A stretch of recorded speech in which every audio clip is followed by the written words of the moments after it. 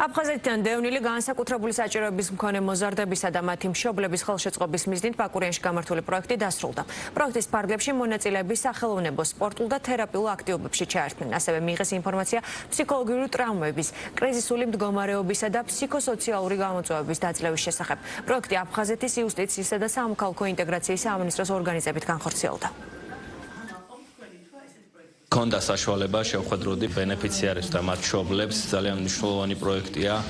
Konda საუბარი გამოწვევებზე, იმ პრობლემებზე და იმ უნარჩვევებზე, რომლებსაც ბენეფიციარები ამ პროექტის ფარგლებში იძენენ და სამომავლოდ აფხაზეთის მთავრობა გააგრძელებს ამ მიმართულებით აქტიურ მუშაობას. სრულდა პროექტი, რომელიც მისდათ ისახავდა აფხაზეთიდან დევნილი შეზღუდული შესაძლებლობების მქონე მოზარდებისა და მათი მშობლების სოციალიზაციის და ინტეგრაციის ხელშეწყობას. აღნიშნული პროექტის ფარგლებში მონაწილეები ჩართული იყვნენ სხვადასხვა თერაპიულ აქტივობებში. ეს პროექტი ძალიან მნიშვნელოვანია პირველ რიგში მშობლებისთვის და ამ პროექტით ჩვენ ვისწავლეთ ჩვენ შვილებთან ურთიერთობა. ჩვენს თავებში დავრწმუნდით, რომ მეტი შეგვიძლია ბავშვებმა ისწავლეს თანადგომა, ერთმანეთის პატივისცემა.